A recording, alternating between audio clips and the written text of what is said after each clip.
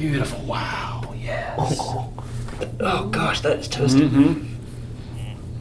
Some injuries you've buried underneath here. Did a really bad job burying them. Oh gosh. That's where it's. Gosh, that hurts worse than the shoulder did. Yeah, right there. It's all. So a couple months ago, again, bottom left, it flared up I think it was like in June. Okay. So it had it before, but it kind of, like I mentioned before, did the first like pull probably 2 summers ago. And then it would occasionally flare up and then kind of settle back down, flare up and settle back down. So happened again about 2 months ago. And then I had to go and I went to 2 conferences back to back. So I went, usually I'm like moving around, instead I was sitting on a plane, and I'm sitting at a conference for like a week straight. And it kind of never got better. And I was like, all right, we'll kind of take it easy, be light with it. And then 2 weeks ago, I had some of my teams are coming through. And I was like, all right, we're doing deadlifts today. Gotcha. I've got to be able to demo it a little bit. So prior, I just did some light RDLs just to kind of get blood, get everything warmed up. And everything felt fine. And then 3 hours later, like again, felt fine, no pops, no clicks, everything's great. 3 hours later, right at the end of the day, it started got really tight. Yeah. And then later on that evening, actually kind of had like a burny, tingling sensation on the front. Okay. And there's like the fun circle of it. There's this fun little numb strip right here where the leg connects to the torso. Okay. You got quite a history too. You said that left from skateboarding, left. Yeah, just fell. Busted that. Yeah, in high school, freshman year. Right clavicle busted. That was, junior year of college. So both ACLs have been busted. Yeah, junior year of high school, and then also, this was sophomore year of college, that was junior year of college. And you played lacrosse. Soccer and lacrosse. Soccer and lacrosse in high school. All right, so obviously I was a chiro kid, and so, yeah. Pain in the back, is that more, when you're feeling that, is it kind of sharp pain, kind of achy pain, would you say, or just the tightness? It's set on a little bit, it's kind of like just a really tightness that I'm like, just come on. I feel like if I just pop it, like, all right, come on, make it let go. But when it was fresh, it was, I would say, not quite sharp, more of it achy. Yeah. Like, again, I said I went to a conference, I was flying out there, and I was on the plane, I was like, ow, ow, ow. Just kind of a dull ache in that back corner. Yeah, we have a couple things going on there. We have both the disc and the joint talking to you. So the more local, when the joint gets injured, your muscles around the joint will get tight to protect. And then you're also sandwiched in between the joint and the disc is the nerve in between. And so that nerve then radiates to your groin. Yeah. That explains the burning, tingling sensation. That's right. Now the numb. So it's a game of, we have 24 vertebrae, right? 24 members of our team in here, and when I'm dealing with an athlete like you, when you've gone through this many injuries, your body kind of expects injuries to happen again, so it puts up walls and fortifications and any old injuries, and then typically we then have the compensatory injury of, now you busted your clavicle, for instance, that your body thinks it's going to happen again, so it tightens up that upper quadrant, in anticipation of another one, and now your lower neck gets under stress, or your lower back's under stress as a result of this area locking down. And then I dislocated the other one just to keep it funky and fresh. And well, at least we're balanced. Hey, you can't. The lower neck and lower back primarily we find have all of the, surgical operations happen. Typically, the last 2 guys in the lower back, which then go down the leg, and then the last 3 discs in the lower neck, which go down your arms. And so, 2 things are at the core of spinal health is alignment and mobility. We're supposed to have a curve in our neck, a curve in our lower back, and when you're sitting on a plane or teaching or driving, we sitting makes that curve go straight. Yeah. So all the weight like a ladder goes down to the bottom, and then you're kind of trying to fidget and find a position because when you tilt, those holes change in size. So if I tilt to the right, the holes in the left get bigger, and so you can kind of, and you're young enough, 30 years old, that we're not at 40 when Tiger Woods had all his back surgeries. Yeah. Because you finally run out of places that you can move things to and compensate for.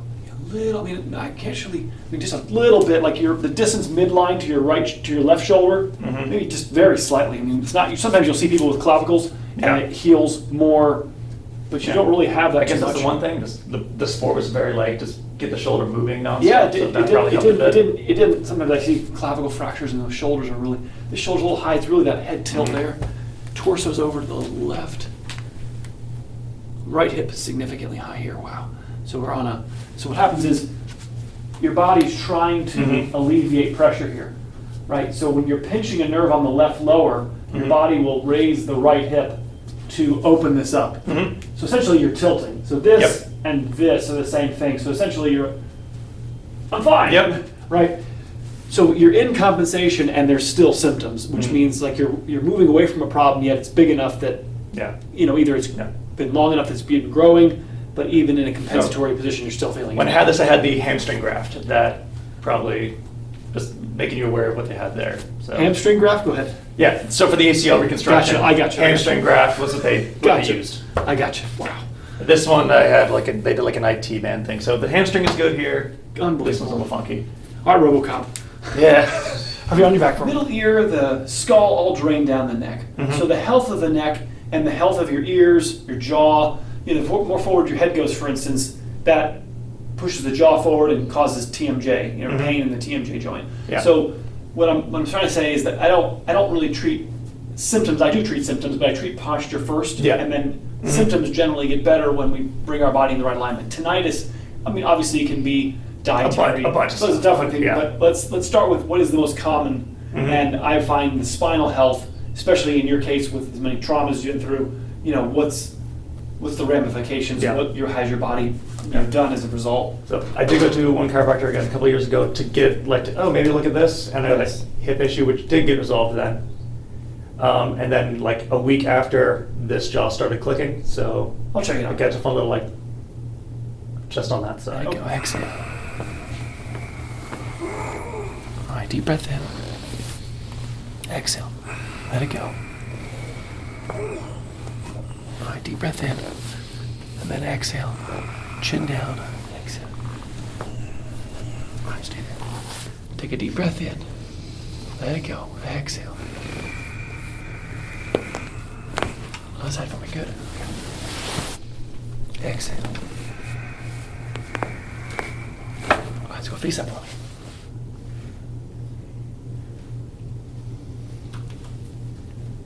All right. Everything's out to the right here. Very nice. Crunchy. And good. Chin up. There you go. Okay.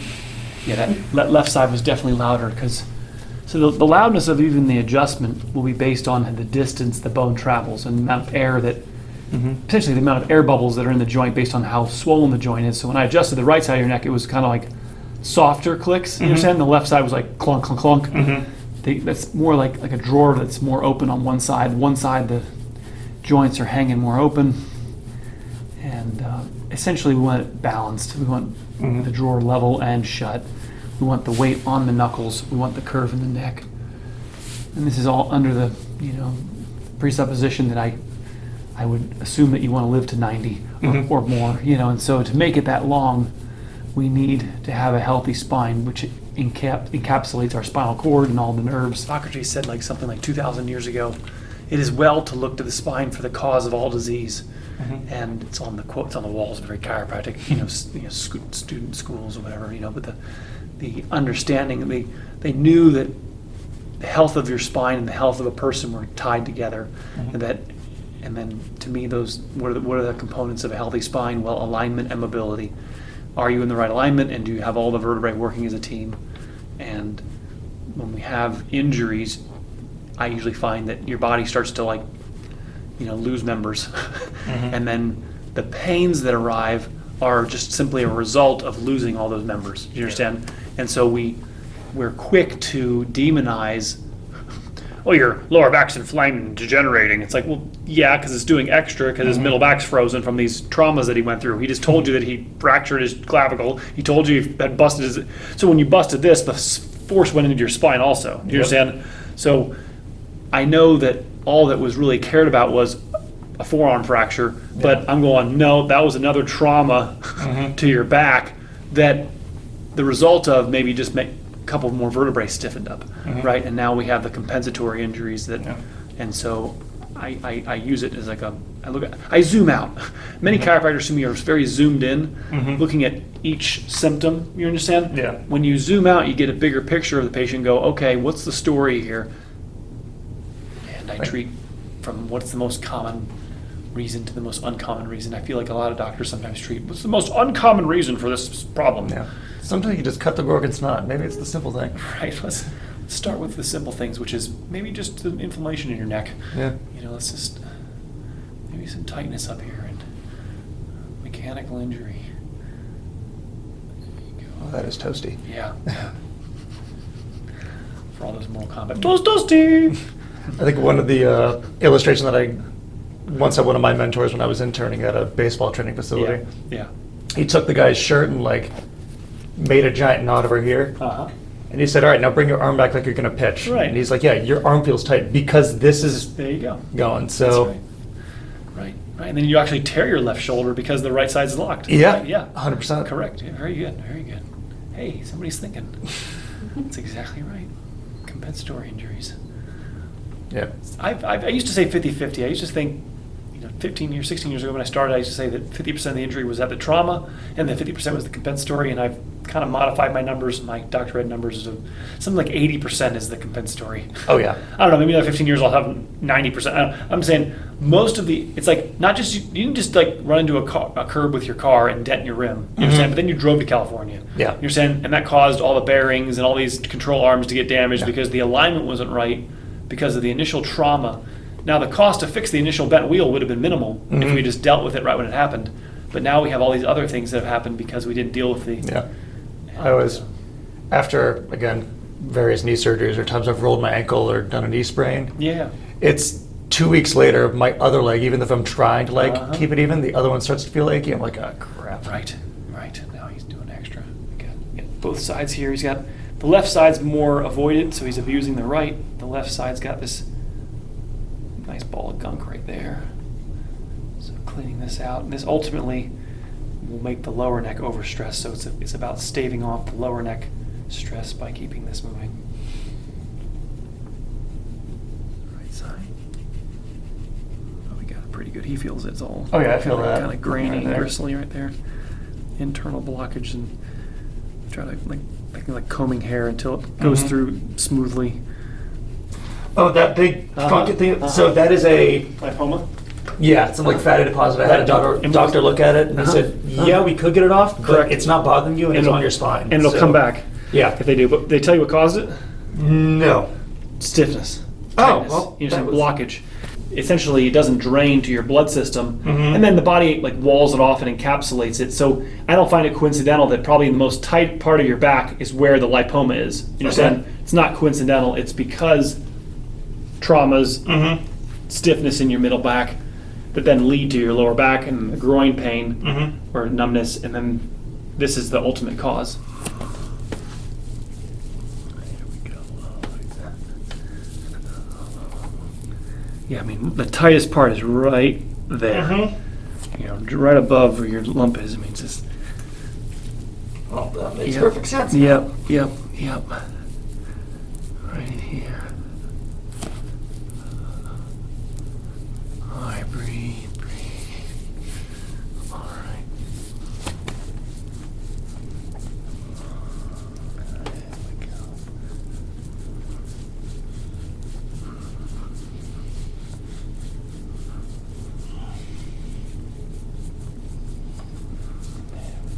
Yeah, that's the spot where it's like, oh, that's where it's, Yes. I guess, the most uncomfortable. These are the roots of your neck. Uh-huh. There we go. Yeah, this just needs time. This just needs... You gotta bust loose these walls in here.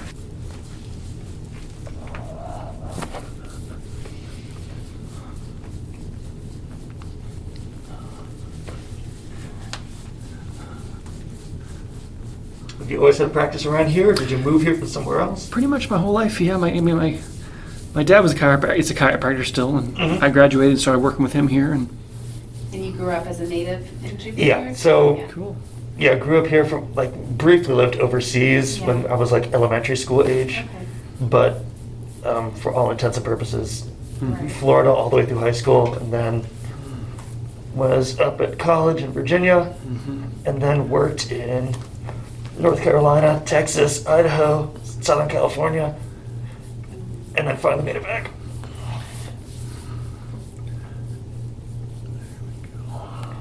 Yeah, I was a wildlife biologist before I switched to strength and conditioning. Oh, wow. Yeah.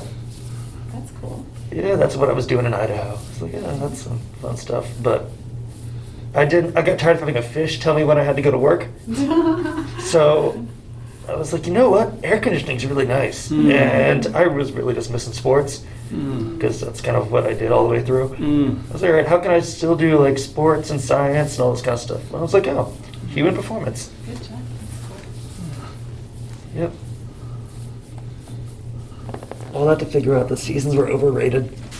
Right. I was like, oh, let me try winter. Let's see what that's like. The uni season. I tried it and I was like, nah. My first year up in Virginia, I was like, oh, the leaves are changing color. That's so cool. Right. And then they fell, and I was like, when do they come back? And they're like, a week before graduation. I was like, wait, what? Really? Love it. It was gray skies, and Right. the leaves on the trees were gone from like November through the last week of April. Oh gosh, that is toasted. Some injuries you've buried underneath here. Did a really bad job burying them. Oh gosh. All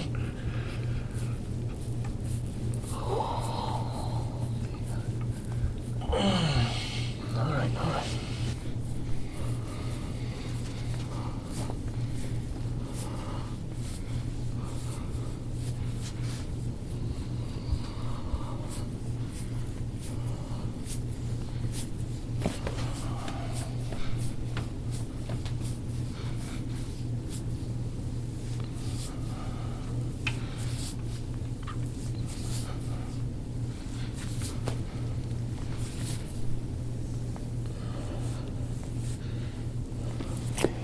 Right next to it is where that comes out.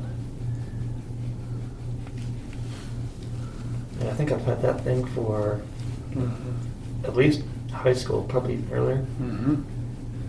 Yeah, it's not a coincidence that all the gua sha marks come out in the surrounding areas, that they're both one and the same, that restriction injuries and posture. I'll have to take your word for it. I can't see it. Yep.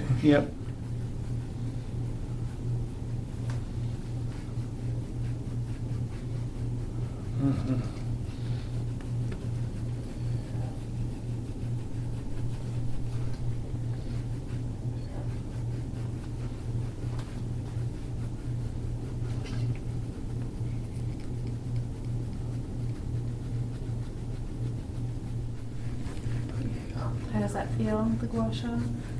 Much better than the elbow. Oh, right. Yeah. Yeah, after the elbow, it's like, yes, please.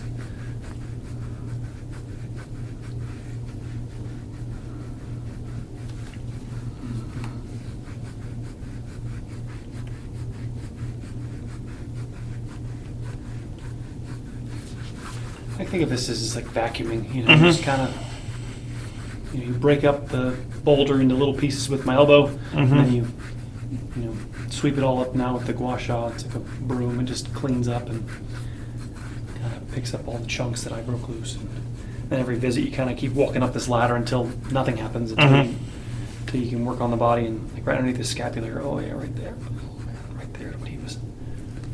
That's an injury. Must have same thing that when he busted or dislocated the shoulder, the forces went into your. Yeah, that's the broken shoulder. That's the one that had the broken collarbone. Yeah, there's something happened right there.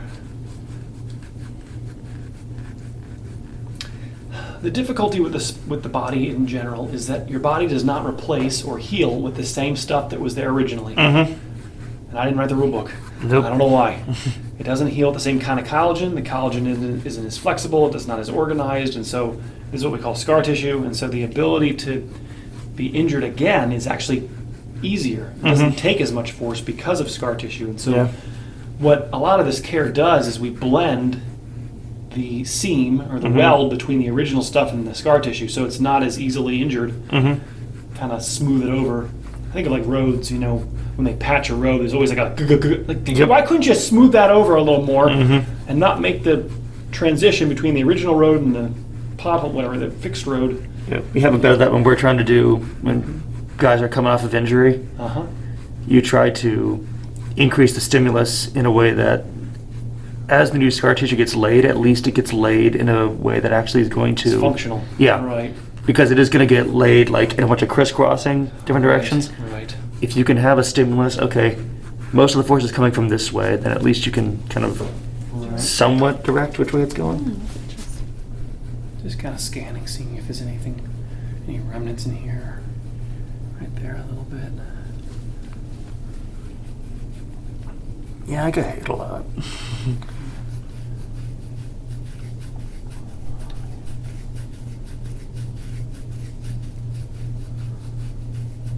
Right there, yeah, triceps on this right side. Ooh. Yeah, the arm pads don't go up that high. Uh-huh. Yeah. But the bruises meant that I had the ball and they were hitting me. So it's okay. That's right. Yeah. Means I was winning. Unfortunately, like I said, I had all the injuries, so I was only able to play for like 2 out of the 4 years. I had a patient today, 70 years old. His lower back looked 100 and his middle back looked 18, right? Oh. And everybody's just talking about his 100-year-old part, right? They're ignoring the 18-year-old part. 18-year-old part is unremarkable. I'm like, it's not unremarkable that part of his back didn't age. He found the fountain of youth, but only put it on certain parts. Right. So we woke up the parts that are young and left the old parts alone, and he felt better. You know, There it's we the go. way it works. It's just now we should be teaching. Now we shouldn't wait till 70. The idea is to care for people at a young age, so they don't have to drive across the country or drive back and forth so many miles on a wrong alignment. Yep, that's the whole thing.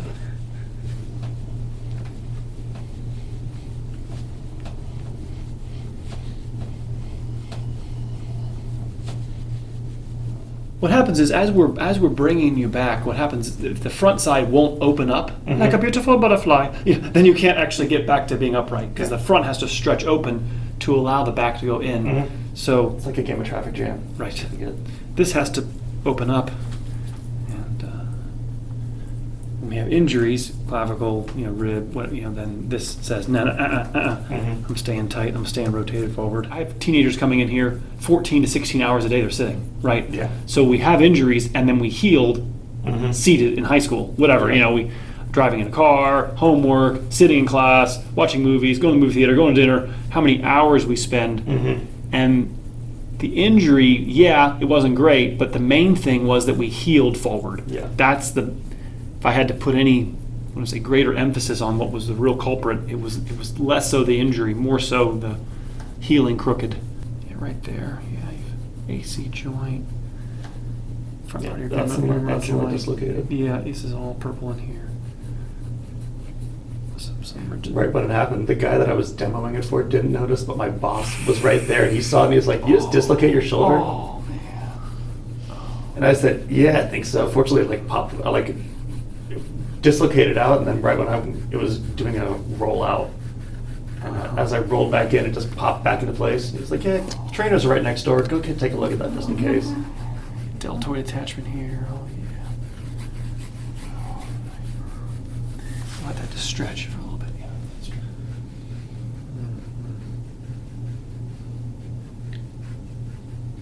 Yeah, right here.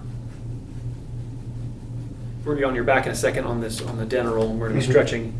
All these angles need to be worked on. All of this, and it being easy. That brings your shoulder back, and again, getting it to heal in the right position. Take a deep breath in for me, and exhale for me. Exhale. Beautiful. Wow. Yes. You feel those movement though? Isn't that cool? I did. It's a little, yeah, it feels a little You have to funky right there. correct. No, compressing all that. All right, let's have you come up for me, and I'll show you back. You'll Oh, wow, have, yeah, there's a lot there. You'll have right there is where that. There we go. There's something in there that's been trapped, but you have all these various. There's your lipomas right there. Yep. And then all around it, you have all this blockage that that's the cause. And so, Yep. in terms of getting rid of it, it depends on what happens is if it's been there for especially as long as you're saying 15 years or 10 years or whatever, the body encapsulates it. But at the very least, we can keep it from getting bigger because it'll want to get larger if we don't keep, it'll like layer itself. There we go. Okay. Okay, I got you. That's good. Oh, nice.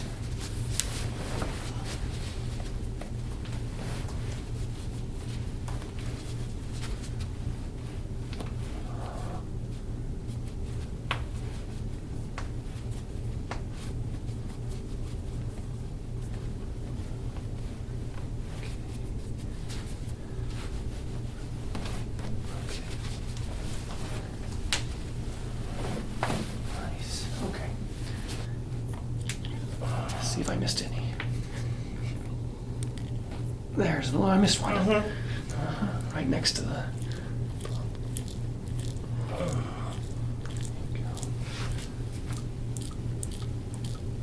There you go. Beautiful. All right. All right. Press back with your elbow into mine. There you go. Good. All right. Press back. There you go. That's so. There we go. Go ahead and tilt. Okay. All right. That was new. There we go. Go ahead and tilt. Okay. Go ahead and tilt. Okay. You have it back on your back again. I'm going to see that jaw. I didn't even check that out. All right. Go ahead and open. And then shut. Yeah. Yeah. What happens is these muscles get tightened here because the jaw starts to go into the wrong position. Then when you open and shut, kind of these cables are then clicking. Yep. And so we got to alleviate the tension that moved the jaw, but it only ultimately happens because we got to get the head back. And I mean, you can rub the masseter here. You can release. Sometimes these muscles get, like right here, you got this huge knot here. Yeah, I haven't looked, I think, like I said, the last one I went to, he did the couple like little duck, duck, duck, duck, duck. And then a week later, I was like, yeah, it's still a bit funky. And then it was the first time I went kunk, and then it's always been like clicking on this one side. This is the side right there's what's stuck. Try to open the jaw a little bit. Open it up a little bit. There you go.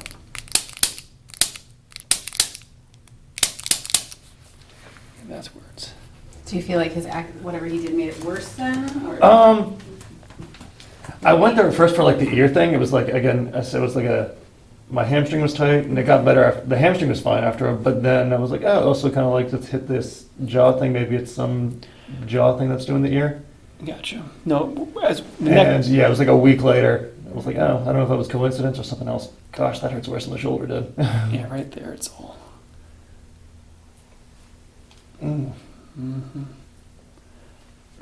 I think you can. I would not activate the right side. I would just see you're hurting the right side because this side's stuck.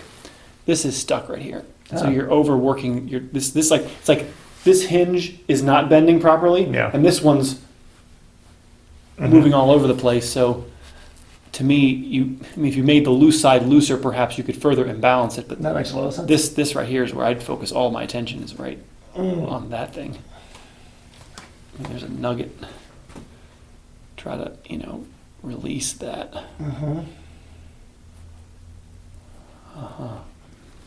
See, watch. When I hold you in this position, it's going to alleviate stress off your TMJ.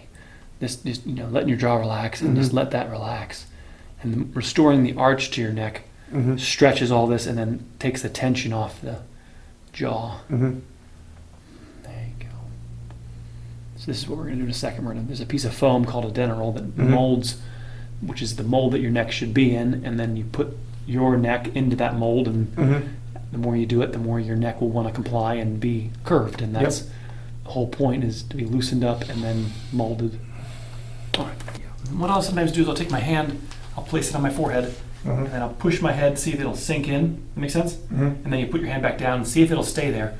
Now, the first dozen times you do it, your neck will want to kind of rebound out of it, and the more you do it, the more your neck will want to comply and just become arched.